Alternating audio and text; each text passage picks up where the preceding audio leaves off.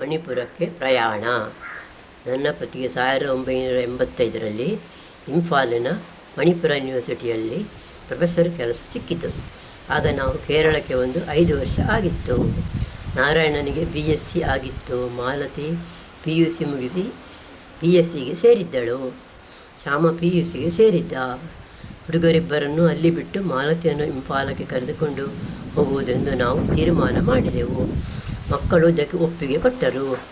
ಅವರಿಗೆ ನಾವು ಇದ್ದ ದೊಡ್ಡ ಮನೆ ಬೇಕಾಗುವುದಿಲ್ಲವಾದ್ದರಿಂದ ನಾವು ಮೊದಲಿಗಿದ್ದ ಚಿಕ್ಕ ಮನೆಯಲ್ಲಿ ಇರಬಹುದೆಂದು ಹೇಳಿದೆವು. ಅಲ್ಲಿ ಬಾಡಿಗೆಯೂ ಕಡಿಮೆ ಇತ್ತು. ತಿರುವನಂತಪುರಂನಲ್ಲಿದ್ದಾಗ ನಾವು ಅಲ್ಲಿನ ಓಣಂ ಹಬ್ಬವನ್ನು ತುಂಬ ಸಂತೋಷದಿಂದ ನೋಡುತ್ತಿದ್ದೆವು. ಪ್ರತಿ ವರ್ಷ ಆ ಹಬ್ಬದ ದಿವಸ ನನ್ನನ್ನು ಮತ್ತು ಮಾಲತಿಯನ್ನು ಅವಳ ಗೆಳತಿ ಅಪರ್ಣ ತನ್ನ ಮನೆಗೆ ಊಟಕ್ಕೆ ಕರೆಯುತ್ತಿದ್ದಳು. ಹೀಗೆ ಆ ಊರು ನನಗೆ ತುಂಬ ಹಿಡಿಸಿತ್ತು. ಹಾಗಾಗಿ ಆ ಊರನ್ನು ಮತ್ತು ಮಕ್ಕಳನ್ನು ಬಿಟ್ಟು ಹೋಗಬೇಕಲ್ಲ ಎಂದು ನನಗೆ ಅನಿಸುತ್ತಿತ್ತು. ಅವರಿಬ್ಬರು ದೊಡ್ಡವರಾಗಿದ್ದರೆ ಅವರ ಜವಾಬ್ದಾರಿ ಅವರು ನೋಡಿಕೊಳ್ಳುತ್ತಾರೆ ಎಂದು ನನ್ನ ಪತಿ ಹೇಳಿದರು. ಇಂಫಾಲಕ್ಕೆ ನನ್ನ ಪತಿ ಮೊದಲು ಹೋಗಿ ಅಲ್ಲಿ ಇರಲು ಮನೆ ಮೊದಲಾದವುಗಳ ಏರ್ಪಾಡು ಮಾಡಿ ಆಮೇಲೆ ನಮ್ಮಿಬ್ಬರನ್ನು ಕರೆದುಕೊಂಡು ಹೋಗುತ್ತೇನೆಂದು ಹೇಳಿದರು. ಹಾಗೆ ಅವರು ಅಲ್ಲಿ ಒಬ್ಬರೇ 2 ತಿಂಗಳು ಇದ್ದರು. ಆಮೇಲೆ ನನ್ನನ್ನು ಮತ್ತು ಮಾಲತಿಯನ್ನು ಕರೆದುಕೊಂಡು ಹೋಗಲು ಬಂದರು. ಅಷ್ಟು ಹೊತ್ತಿಗೆ ಮಾಲತಿಯ ಮತ್ತು ಇನ್ನಿಬ್ಬರ 1 ವರ್ಷದ ಕಾಲೇಜು ಮುಗಿದಿತ್ತು. ಪೂನಾದಲ್ಲಿ ನನ್ನ ಪತಿಯ ಗೆಳೆಯರಾಗಿದ್ದ ಪ್ರೊಫೆಸರ್ ನಿಂಗೊಮ್ಮ ಎಂಬವರು ಮತ್ತು ಅಲ್ಲೇನೇ ನನ್ನ ಪತಿ PhD ಮಾಡುತ್ತಿದ್ದ ವಿದ್ಯಾರ್ಥಿ ಮಧುಬಾಲ ಎಂಬವರು ಮಣಿಪುರ ಯೂನಿವರ್ಸಿಟಿಯಲ್ಲಿ ಲೆಕ್ಚರ್ ಆಗಿದ್ದರು. ನಿಂಗೊಮ್ಮ ಅವರು ನಾವು ಇಂಫಾಲಕ್ಕೆ ಬಂದೊಡನೆ ನಮಗೆ ತುಂಬ ಸಹಾಯ ಮಾಡಿದರು. ಮಾಲತಿಯನ್ನು ಕಾಲೇಜಿಗೆ ಸೇರಿಸುವಲ್ಲೂ ಅವರು ಸಹಾಯ ಮಾಡಿದರು. ಶಂಕರ್ ಭಟ್ಟರು ಒಬ್ಬರೇ ಆ ಊರಿಗೆ ಬಂದಿದ್ದಾಗ ಮನೆ ಖಾಲಿ ಇರಲಿಲ್ಲವಂತೆ. ಹಾಗಾಗಿ ಅವರು ಸ್ವಲ್ಪ ಸಮಯ ಇಂಗ್ಲೀಷ್ ಲೆಕ್ಚರರ್ ಆಗಿದ್ದ ಅಗರ್ವಾಲ ಎಂಬವರ ಮನೆಯಲ್ಲಿದ್ದರಂತೆ. 2 ತಿಂಗಳ ಬಳಿಕ ಕ್ವಾರ್ಟರ್ಸ್ ಖಾಲಿಯಾಗಿ ಸಿಕ್ಕಿತ್ತು. ಆಮೇಲೆ ಅವರು 1 ವಾರಕ್ಕೆ ರಜೆ ತೆಗೆದುಕೊಂಡು ತಿರುವನಂತಪುರಕ್ಕೆ ಬಂದಿದ್ದರು ಮತ್ತು ಬರುವಾಗಲೇ ನನಗೂ ಮಾಲತಿಗೂ ಟಿಕೆಟ್ ಕಾದಿರಿಸಿದ್ದರು. ನಾವು ಅಲ್ಲಿಂದ ಹೊರಡುವಾಗ ನಾರಾಯಣ ಕಾಲೇಜಿಗೆ ಹೋಗಿದ್ದ. ಶ್ಯಾಮ ಮನೆಯಲ್ಲಿದ್ದ. ನಮಗೆ ಮೊದಲು ಕಲ್ಕತ್ತಕ್ಕೆ ಹೋಗಿ ಆಮೇಲೆ ವಿಮಾನದಲ್ಲಿ ಇಂಫಾಲಕ್ಕೆ ಹೋಗಲಿಕ್ಕಿತ್ತು. ನಮಗೆ ಅಗತ್ಯವಿದ್ದ ಸಾಮಾನುಗಳನ್ನು ಚೀಲ ಮತ್ತು ಸೂಟ್ಕೇಸುಗಳಲ್ಲಿ ತುಂಬಿಸಿ ಹೊರಟೆವು.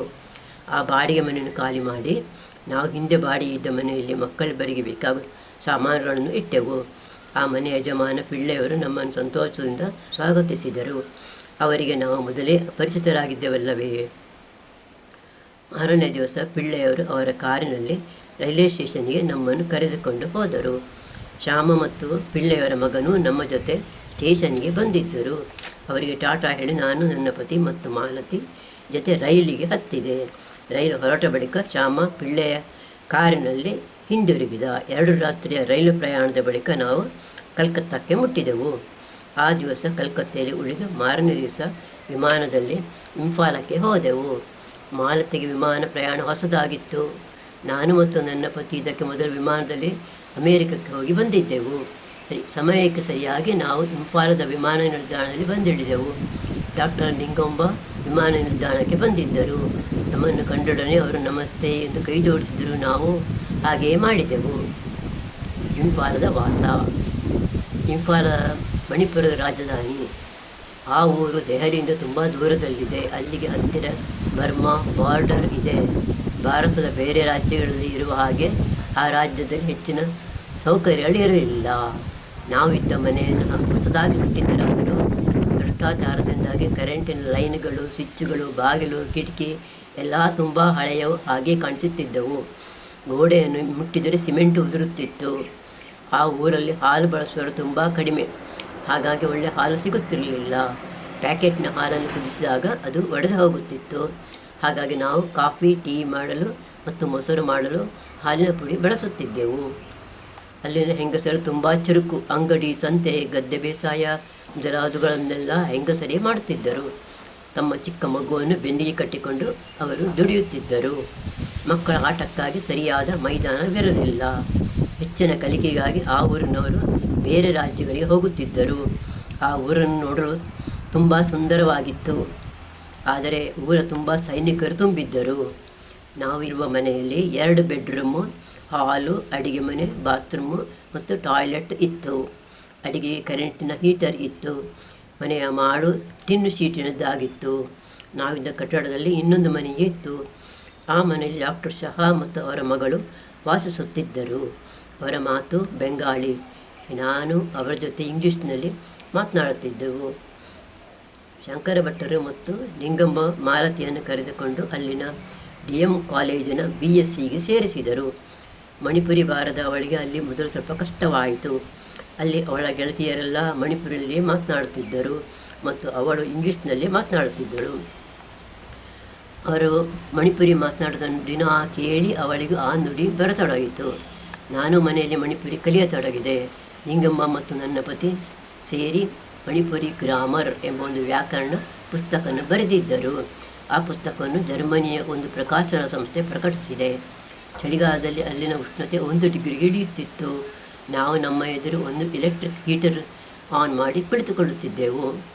ಆ ಊರಲ್ಲಿ ಬೇಸಿಗೆ ಕಾಲ ಎಂಬುದು ಇರಲಿಲ್ಲ. 6 ತಿಂಗಳು ಚಳಿಗಾಲ ಮತ್ತು 6 ತಿಂಗಳು ಮಳೆಗಾಲ. ಚಳಿಗಾಲದಲ್ಲಿ ಸಂಜೆ 4 ಗಂಟೆ ಕತ್ತಲಾಗುತ್ತಿತ್ತು.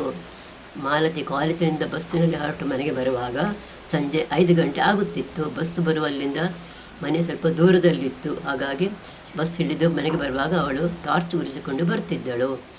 ಮಾಲತಿಯ ಕೆಲವು ಗೆಳತಿಯರು ನಾವಿರುವ ಮನೆಯ ಹತ್ತಿರವಿರೋ ಹಾಸ್ಟೆಲ್ನಲ್ಲಿ ಇರುತ್ತಿದ್ದರು. ರಜೆ ದಿವಸ ಒಮ್ಮೊಮ್ಮೆ ಅವಳ ಹಾಸ್ಟೆಲಿಗೆ ಹೋಗಿ ಅವರೊಡನೆ ಮಾತನಾಡಿ ಬರುತ್ತಿದ್ದಳು. ನಾನು ಒಮ್ಮೆ ಅವಳ ಜೊತೆಯಲ್ಲಿ ಹಾಸ್ಟೆಲಿಗೆ ಹೋಗಿ ಬಂದಿದ್ದೆ. ಪ್ರೊಫೆಸರ್ ಕುಂಬಾರರ ಕುಟುಂಬ. ಅಲ್ಲಿನ ಯೂನಿವರ್ಸಿಟಿಯಲ್ಲಿ ಧಾರವಾಡದಿಂದ ಬಂದ ಪ್ರೊಫೆಸರ್ ಕುಂಬಾರರಿದ್ದರು. ಅವರ ಜೊತೆ ಅವರ ಮಡದಿ ಬಸವಮ್ಮಣ್ಣಿಯೂ ಇದ್ದರು. ಅವರ ಮನೆ ನಮ್ಮ ಮನೆಗೆ ಹತ್ತಿರ ಇತ್ತು. ಅವರು 6 ಊರಲ್ಲಿದ್ದುದು ನನಗೆ ತುಂಬ ಸಂತೋಷವಾಯಿತು. ಕುಂಬಾರರ ಮಡದಿಗೆ ಕನ್ನಡವಲ್ಲದೆ ಬೇರೆ ಯಾವ ನುಡಿಯೂ ತಿಳಿದಿರಲಿಲ್ಲ. ಅಲ್ಲಿ ವಾಸವಾಗಿರೋರೆಲ್ಲ ಬೆಂಗಾಳಿ, ಮಣಿಪುರಿ, ಒಡಿಯಾ ಇಲ್ಲವೇ ಹಿಂದಿ ಮಾತನಾಡುತ್ತಿದ್ದರು. ಬಸವಮ್ಮಣ್ಣಿಗೆ ನಾವು ಆ ಊರಿಗೆ ಬಂದುದು ತುಂಬ ಸಂತೋಷವಾಯಿತೆಂದು ಅವರು ನನ್ನ ಹತ್ತಿರ ಹೇಳಿದರು. ಅವರು ಹೆಚ್ಚಾಗಿ ನಮ್ಮ ಮನೆಯಲ್ಲಿ ಇರುತ್ತಿದ್ದರು. ಮಾಲತಿ ರಜೆ ಇರೋ ದಿವಸ ನಾನು ಮಾಲತಿಯೊಂದಿಗೆ ಅವರ ಮನೆಗೆ ಹೋಗುತ್ತಿದ್ದೆ. ಅವರು ಧಾರವಾಡ ತಿಂಡಿಗಳನ್ನು ಮಾಡಿ ನಮಗೆ ಕೊಡುತ್ತಿದ್ದರು. ಮಾಲತಿಗೆ ಅವರು ಮಾಡುವ ಕಡಲೆ ಹಿಟ್ಟಿನ ಬೇಸು ಸಿಹಿ ಉಂಡೆ ತುಂಬ ಇಷ್ಟವಾಗಿತ್ತು. ಅವರ ಕೈಯಿಂದ ಅದನ್ನು ಮಾಡುವ ಕ್ರಮವನ್ನು ಕಲಿತು ಅವಳು ನಮ್ಮ ಮನೆಯಲ್ಲಿ ಮಾಡತೊಡಗಿದಳು. ಆ ಊರಿನಲ್ಲಿದ್ದಾಗ ಒಂದು ಕಪ್ಪು ಬೆಳಪಿನ TV ಕೊಂಡುಕೊಂಡಿದ್ದೆವು. TVಯಲ್ಲಿ ಸಿನಿಮಾ ನೋಡಲು ನಮ್ಮ ಗೆಳತಿಯಾದ ಪ್ರೊಫೆಸರ್ ಕುಂಬಾರರ ಮಡದಿ ಒಮ್ಮೊಮ್ಮೆ ನಮ್ಮ ಮನೆಗೆ ಬರ್ತಿದ್ದರು. ನಾವಿದ್ದಾಗ ಆ ಕ್ವಾರ್ಟರ್ಸ್ಗಳಲ್ಲಿ ಕೆಲವರ ಮನೆಯಲ್ಲಿ ಮಾತ್ರ TV ಇತ್ತು. ಬಸವಮ್ಮಣ್ಣಿಯವರು ಮಾಲತಿಯನ್ನು ತಮ್ಮ ಮಗಳ ಹಾಗೆ ಪ್ರೀತಿ ಮಾಡುತ್ತಿದ್ದರು. ಅವರಿಗೆ ಒಬ್ಬ ಮಗಳಿದ್ದಳಂತೆ. ಅವಳಿಗೆ ಮದುವೆಯಾಗಿತ್ತು. ಆದರೆ ಹೆರಿಗೆ ಸಮಯದಲ್ಲಿ ಆ ಮಗಳು ತೀರಿ ಹೋಗಿದ್ದಳಂತೆ. ಅವರ ಅಳಿಯನಿಗೆ ಬೇರೆ ಮದುವೆಯಾಗಿದೆಯಂತೆ. ಕುಂಬಾರರು ಮತ್ತು ಅವರ ಮಡದಿ ನಾವು ಈ ಊರಿಗೆ ಬಂದು 2 ವರ್ಷದ ಬಳಿಕ ಧಾರವಾಡದ ಅವರ ಊರಿಗೆ ಹೊರಟು ಹೋದರು. ಪ್ರೊಫೆಸರ್ ಕುಂಬಾರರು 3 ವರ್ಷಕ್ಕೆ ಲೈಬ್ರರಿನ ಕೆಲಸದಲ್ಲಿ ಬಂದಿದ್ದರು. ಅವರು ನಾವು ಬರುವುದಕ್ಕಿಂತ 1 ವರ್ಷ ಮೊದಲು ಈ ಊರಿಗೆ ಬಂದಿದ್ದರು. ಧಾರವಾಡಕ್ಕೆ ಹೋದ ಬಳಿಕ ನನಗೆ ಕುಂಬಾರರ ಮಡದಿ ಕಾಗದ ಬರೆಯುತ್ತಿದ್ದರು. ನಾನು ಅವರಿಗೆ ಕಾಗದ ಬರೆಯುತ್ತಿದ್ದೆ. ಅವರ ಅಳಿಯ ಬೇರೆ ಮದುವೆಯಾದರೂ ಇವರನ್ನು ತನ್ನ ತಂದೆ ತಾಯಿಯಂತೆ ಪ್ರೀತಿಸುತ್ತಿದ್ದರಂತೆ. ಲೋಕ್ತಾಕ್ ಲೇಕಿನ ಪ್ರವಾಸ. ಒಮ್ಮೆ ನಮ್ಮ ಪಕ್ಕದ ಮನೆಯಲ್ಲಿರುವ ಅಗರವಾದರ ಮಡದಿ ನಮ್ಮ ಮನೆಗೆ ಬಂದು ಲೋಕ್ತಾಕ್ ಲೇಕಿಗೆ ಹೋಗೋಣ ಎಂದು ಹೇಳಿದಳು.